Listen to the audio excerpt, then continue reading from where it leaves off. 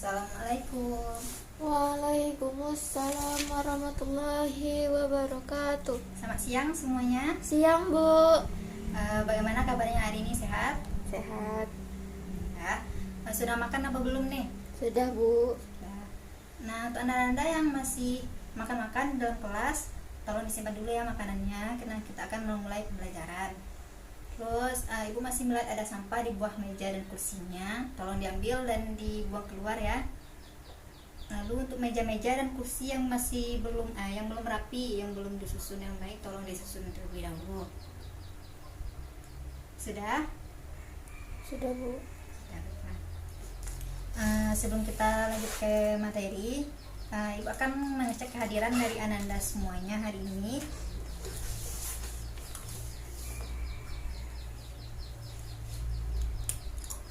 Nanti bagi yang hadir, tolong tunjuk tangan dapat suara ya. Ari, Cika, Deci, Nela, Indah, Maharani, mana Maharani? Salman, Randi, Yasmin. Ananda semuanya hadir hari ini ya. Ananda silakan keluarkan alat tulis dan juga buku pelajarannya. Nah, untuk Ananda, untuk yang pembelajaran minggu kemarin, apakah ada yang ingin ditanyakan? Apakah masih ada yang masih ragu? Tidak ada, Bu. Nah, kalau tidak ada, kita akan masuk ke materi baru, yaitu mengenai kalor dan perpindahannya.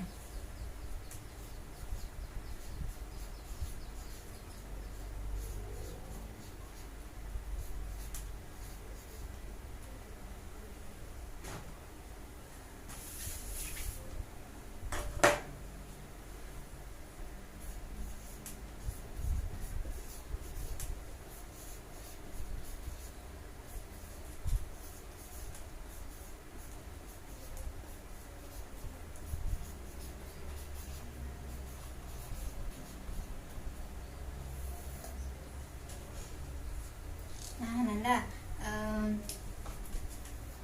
Ananda pasti pernah berjalan di bawah sinar matahari atau di bawah terik matahari untuk bermain atau pergi waktu istirahat, sholat, pasti pernah berjalan kan di bawah terik matahari.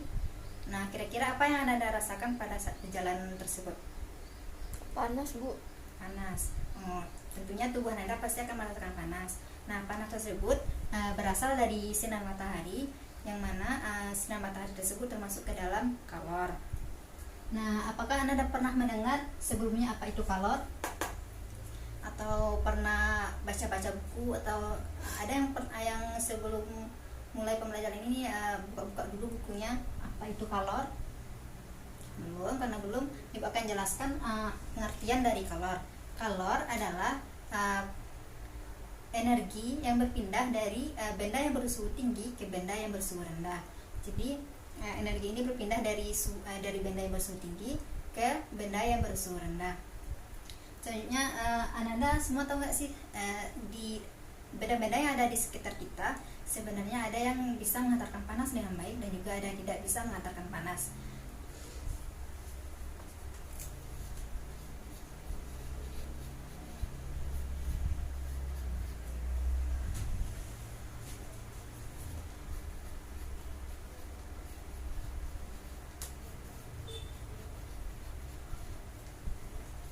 Nah, bahan penghantar panas yang pertama itu konduktor. Nah, konduktor ini adalah bahan-bahan yang dapat menghantarkan panas dengan baik. Lalu apa saja contoh dari konduktor ini? Contohnya yaitu aluminium dan juga ada perak. Yang kedua yaitu bahan penghantar panas yang kedua yaitu isolator. Nah, isolator ini berbeda terbalik dengan konduktor, yang mana pada isolator ini sifat penghantar panasnya itu bisa terbilang buruk atau tidak bisa menghantarkan panas. Contoh dari isoter sendiri adalah seperti kayu, ada kaca, dan juga kertas. Jadi kertas yang anda pegang pada saat ini termasuk ke dalam isolator. Nah, selanjutnya itu untuk materi selanjutnya itu ada tiga cara dari kalor untuk menghantarkan panas. Yang pertama yaitu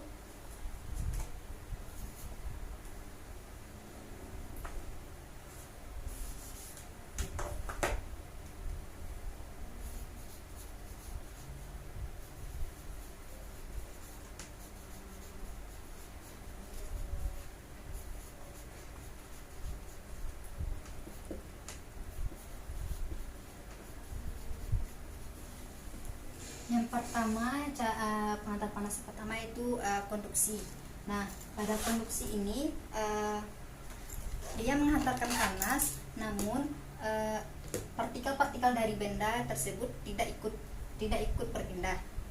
Jadi dalam konduksi ini partikel-partikel dari benda tersebut tidak ikut berpindah saat terdapat panas, pada saat adanya panas. Nah, contoh dari konduksi ini sendiri yaitu pada saat Ananda semuanya pasti kita pernah membuat teh panas. Nah, pada saat membuat teh panas tersebut kita aduk menggunakan sendok. Nah, pasti sendok tersebut akan ikut merasakan panas. Nah, kenapa sih kok bisa sendok tersebut ikut merasakan panas? Nah, karena hal ini terjadi karena panas yang ada pada teh tersebut berpindah menuju ke sendok. Jadi teh yang panas, sedangkan sendok tersebut bersifat dingin. Jadi sesuai dengan sifat dari kalor tersebut yaitu perpindahan panas dari benda yang bersuhu tinggi ke benda yang bersuhu rendah. Jadi tehnya bersuhu tinggi sedangkan sendok tersebut bersuhu rendah. Jadi konduksi ada, jadi konduksi ini partikelnya tidak ikut berpindah.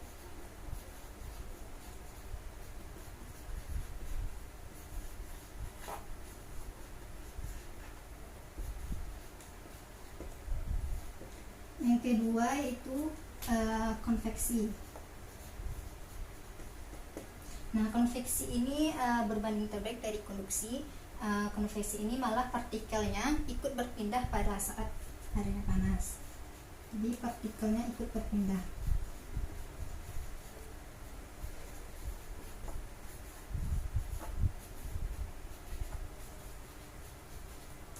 Nah, contoh dari konveksi ini sendiri yaitu pada saat kita memanaskan air, pasti bagian bawahnya akan panas terlebih dahulu. Namun lama kelamaan bagian atas dari air tersebut juga ikut panas. Kenapa ya kok bisa itu terjadi gitu kan? Hal itu terjadi karena pada saat air yang bagian bawah terkena mendapatkan kalor dari panas, maka partikel-partikel air tersebut akan mengurai dan juga partikel tersebut akan menjadi ringan. Jadi dan naik ke atas. Lalu lalu air yang bagian atas akan turun ke bawah yang membentuk sebuah pola konveksi, sebuah siklus konveksi. Nah, hal ini maka pola tersebut juga disebut dengan pola konveksi. Nah, yang ketiga yaitu radiasi.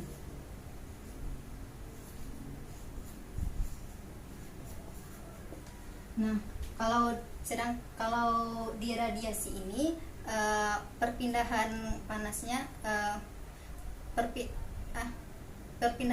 itu membutuhkan medium atau perantara untuk berpindah.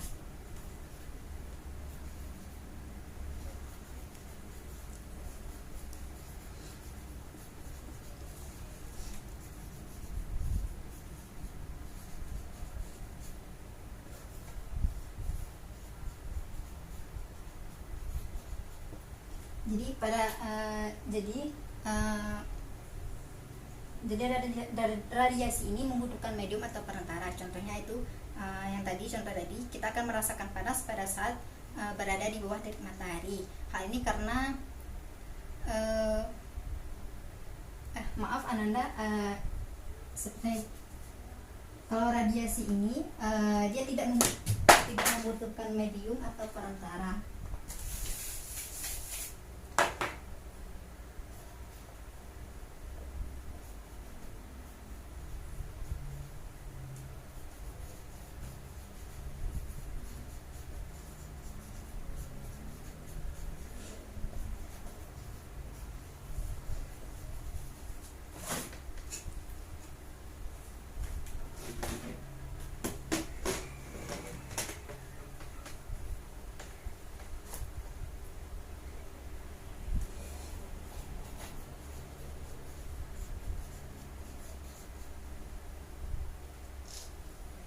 Jadi radiasi ini tidak membutuhkan medium atau perantara. Nah, contohnya itu pada contoh tadi kita akan merasakan panas kalau berada di bawah terik matahari. Nah, matahari itu sumber panas yang mana dia tidak membutuhkan medium atau perantara untuk sampai ke bumi. Contoh lainnya dari radiasi adalah pada saat kita menjemur kain atau pakaian, pasti lama-kelamaan pakaian tersebut akan menjadi kering. Nah, hal ini karena adanya bantuan dari sinar matahari, yang mana sinar yang berasal dari sinar matahari, yang mana sinar matahari atau panas matahari tersebut termasuk ke dalam kalor. Nah, pada radiasi ini ada beberapa keadaan perpindahan dari radiasi ini sendiri.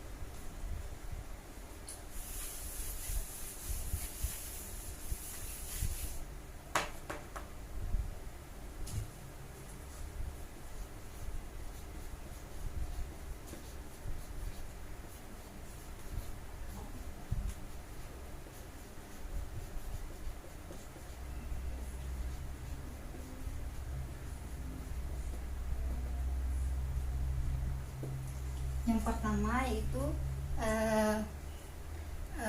pertama itu warna.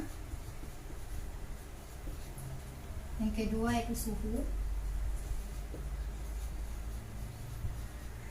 Dan yang ketiga yaitu luas permukaan.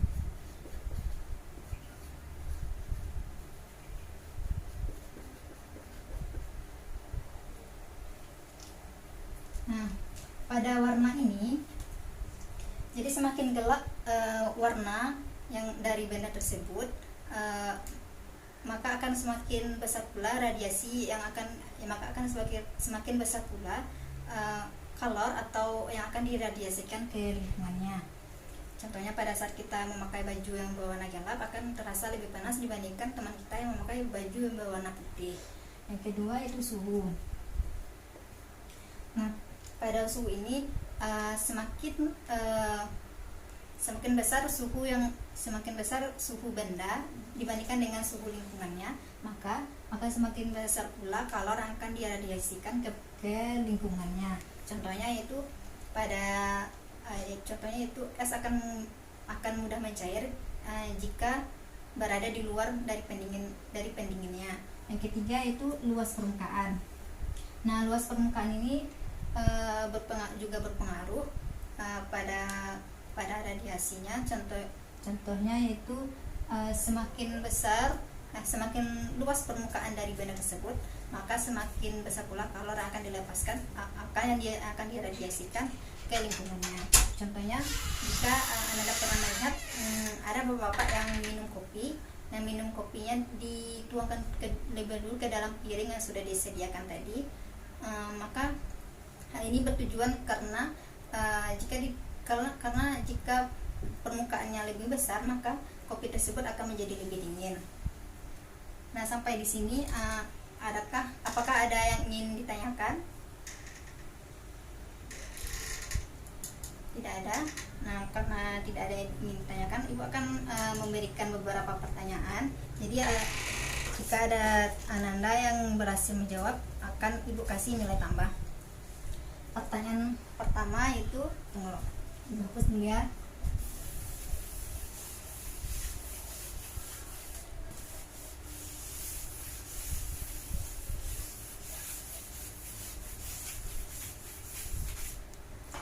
Pertanyaan pertama itu, siap-siap ya. Apa itu pengertian dari konduktor? Siapa duluan? Ari. Ya, silakan Ari. Ya, benar ya apa yang dibilang Ari. Konduktor adalah bahan yang dapat mengantarkan panas dengan baik. Selamat ya kepada Ari. Kita kasih nilai tambahnya untuk Ari.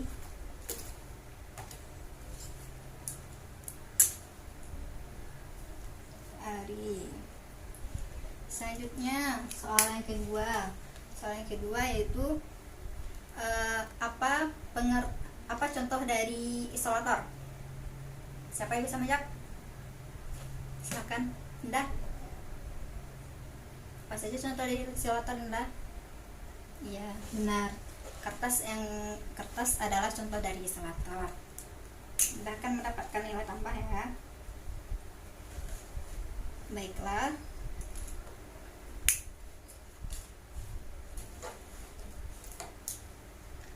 Sepertinya karena materi kita sudah habis dan juga untuk tugas minggu depan atau PR yang akan Anda kerjakan di rumah, Anda buka LKS halaman 11. Nah, di situ ada soal objektif sebanyak 10 buah. Anda kerjakan di rumah, akan diperiksa waktu minggu depan. Baiklah, berhubung bel kita juga sudah berbunyi, tanda pergantian jam pelajaran kita akhiri pembelajaran kita hari ini dengan mengucapkan hamdalah. Dilarang keluar kelas tanpa seizin guru piket. Terima kasih. Ananda, sekian materi yang dapat Ibu berikan. Assalamualaikum warahmatullahi wabarakatuh. Waalaikumsalam warahmatullahi wabarakatuh.